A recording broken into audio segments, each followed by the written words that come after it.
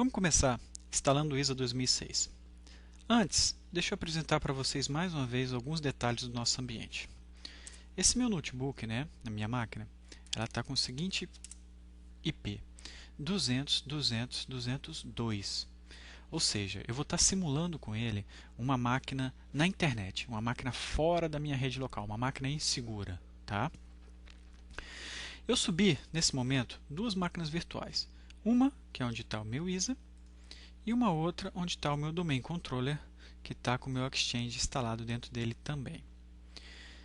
Na minha máquina que está o ISA, vamos dar uma olhada nas configurações. Eu tenho duas placas de rede. Uma placa que eu chamei de placa pública, que é a placa que está vendo a internet, que está acessível pela internet, que está com IP 200.200.202, para eu poder acessar do meu notebook. Também está simulando um IP válido, como se fosse uma placa na internet. E a minha placa interna, que está com IP 10.10.11, que essa placa está vendo só a minha rede interna, não é acessada de fora. Uma primeira dica é, na placa pública, nós podemos desligar todos os serviços, que é o serviço de Windows Network e File e Print Server Sharing, deixando só apenas o TCP/IP ligado, ok? A gente desliga tudo, deixa só o TCP nessa placa. Na placa privada, na placa interna, a gente pode deixar a configuração padrão. Então vamos lá. Eu baixei, o CD na versão Standard do ISA Server 2006 e vamos começar a instalação. Para quem não conhece o ISA 2006 e conhece o ISA 2000 ou não conhece o ISA 2000, ele tem uma interface muito intuitiva. Nós vamos dar uma passada rápida pela interface, vocês vão ver que é muito fácil estar configurando e estar gerenciando as nossas políticas de segurança de Firewall. Para quem já conhece, já trabalha com ISO 2004, vocês vão perceber que não houve mudanças. Então, basicamente a interface é a mesma. Houve algumas melhorias nos assistentes, mas a facilidade da interface continua a mesma. Ok? Vamos fazer a instalação típica.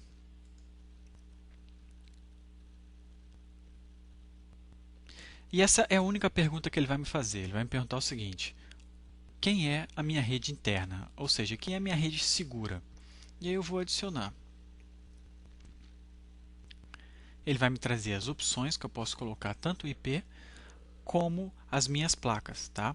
Aqui nós vamos ter que selecionar todas as placas que são da rede interna. Se eu tivesse na minha rede interna 3 placas conectadas no ISA, eu selecionava as 3. No nosso layout, eu tenho uma só, que é o layout mais comum, que é eu estar colocando o ISA Server na fronteira, na saída de internet. Então, eu vou selecionar a minha placa privada. Ele automaticamente coloca os IPs para mim. Aqui ele vai me perguntar o seguinte: olha, eu tenho uma opção de não estar trafegando a conexão criptografada entre o cliente e o ISA Server. O que é isso? No ISA 2004 lançou e no ISA 2006 permanece, eu posso estar criptografando todo o tráfego entre o Firewall Client e o ISA Server. Só que ele só é compatível com máquinas mais novas. Então, máquinas do Windows 98, Windows Millennium, NT4 não suportam. No nosso ambiente, nós não vamos habilitar. Vamos deixar que todo o tráfego de clientes com o Firewall Client seja criptografado. Se você só tem máquina 2000 XP, pode deixar essa opção desmarcada, como a gente fez aqui. Ele vai me dizer que se eu tiver os serviços rodando na minha máquina, vai estar parando esses serviços e vamos começar a instalação. A instalação é bastante rápida. E aí, nesse momento, a minha máquina já fica protegida. Certo? Essa máquina ela já está na internet, ela está vulnerável. Qualquer máquina que você coloque na internet que não esteja configurada, que não esteja com um firewall ligado, ela não é uma máquina que te pertence mais. Ela é uma máquina facilmente invadida, ela é uma máquina insegura. Nesse momento, durante a instalação, o ISA bloqueia toda essa máquina, tanto para a interface externa, ou seja, para a internet, quanto para a interface interna, ou seja, para a rede local. Então, ao final da instalação, o seu ISA está totalmente protegido, ninguém consegue acessar ele de lugar nenhum, ele está travado.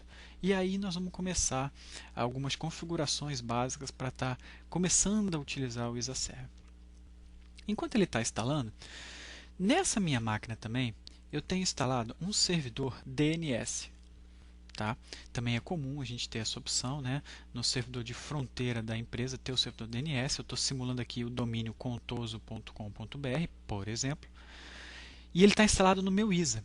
Para quê? Para a gente poder fazer as simulações, né? Então eu vou estar acessando um site chamado correio.contoso.com.br, que é o meu Outlook Web Access, né? Que vão ser meus usuários acessando o meu Exchange. Eu vou estar acessando 2 portais do SharePoint e vou estar acessando 2 sites web. Nós vamos estar ao longo do treinamento vendo como que faz isso. E então ele está instalado na minha máquina. E isso é comum, extremamente comum, repito. Se você tem o seu domínio da sua empresa, você pode colocar o seu DNS no ISA Server, não vai sobrecarregar a máquina, vai funcionar seguro, sem problema. Nós vamos fazer só uma pequena configuraçãozinha no firewall para passar a funcionar. Nesse exato momento, ele está copiando os arquivos e assim que terminar a cópia do arquivo, ele loca totalmente o servidor, starta o serviço e o ISA está instalado.